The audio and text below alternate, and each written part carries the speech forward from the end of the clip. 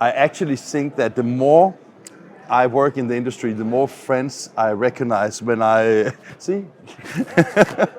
So this is just one example. Hunkeler Innovation Days has been fantastic, and dear Jean, Morten, my love. we met each other at the Crown Pub, and you missed the Crown Pub because you were in a meeting, right? Yes. And I don't want to talk too much about the Crown Pub, but one thing I would like to mention is that then, like 6 months or a year later, we met each other in Cape Town, right? We did.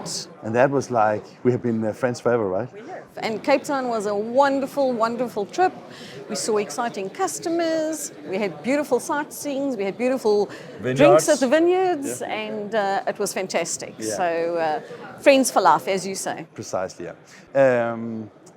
Now we are here at Hunkeler Innovation Days, and you work with Keypoint Intelligence and work as an analyst for them, especially within digital packaging, right? I was just wondering, I think that Hunkeler Innovation Days was originally not so much about packaging, so why are you here? Because most of the customers I actually spoke to said that they are coming here, which surprised me because I thought, but there's no packaging presses here. There's one or two, but everybody is putting their toe or their foot in the water with packaging currently. And so many of the OEMs, all the packaging specialists, have come here to actually see what's happening at Hunkeler. And I got a feeling, sorry Hunkeler, but next Hunkeler, I think it's going to have a lot of packaging stuff here because there's a lot of interest in it. But it's just crazy because you look at commercial printing and the same challenges we faced in digital are some of the same challenges that we see in packaging, except packaging is obviously a lot more. But people have come here to see what's happening, to learn, and for me it's been fantastic because all the people that I've spoken to haven't got presses and customers to worry about, but they've come here to observe and see what's happening, and everybody's inquisitive to see what everyone else is doing. I was just about to say that this might be a sneak peek of what you can expect in the packaging space in maybe 2 years or 3 years or whatever the time span will be. Could that be? I mean, because if you look at, I don't know if you as an independent key pointer can basically talk so much about specific customers, but I can, companies. But I was just thinking that when I look at if you look at the trend, for example, the new ProStream 3000, thicker substrates at a higher speed, the 520 from Kodak, higher speed, high grammage on the, with the higher, I mean, everything is also on the HP 22 and Ricoh. I mean, practically every manufacturer has upgraded. Exactly. Yeah. And it's sorry to interrupt. It's both on the color space, which is extremely important for the packaging. But it's also on the speed because packaging is often higher volumes, right? Converters, that's what they look at. They are serious about volume, and some of the commercial printers are going, we need to get into this. But I also think a lot of the commercial printers that are getting into packaging now are starting off with smaller packaging, and it's like they want to buy a press where they can do for commercial as well as packaging, so they can get a taste of the packaging side. Because let's face it, I mean, online ordering, COVID has driven a whole new market for that as well, and everybody's going, that's where the opportunities are. So I cannot believe how many OEMs are interested in getting into packaging, which is really exciting, obviously, for me. But people are looking at new markets and new opportunities, and a lot of them are looking at presses that can give them entry level into packaging, and it's an area that they can grow. And I did an interview with Michel Hunkeler just before the show started, and I asked him about the question whether Hunkeler could see themselves in the packaging space. And his response was, but we're already there with the unwinders. But I said, that is the starting point. Yeah, he said it's the starting point, right?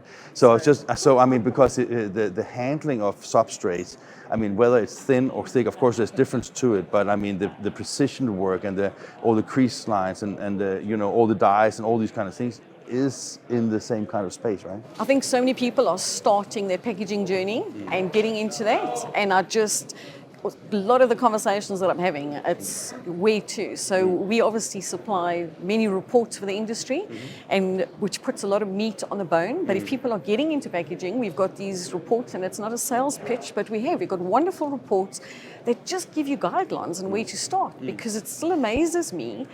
people lack the knowledge of the industry and they want to get into something that they need more information on. Now you talk about the reports. I mean, one of the things is also that, I mean, if you see Keypoint Intelligence and also a lot of other people in the industry is starting also to use video as a communication. Is that basically because that drives hopefully an interest for the reports to get bigger into the... Absolutely. So we're starting a whole lot of educational reports, educational videos, to tell people about the reports, because sometimes people don't know what's available.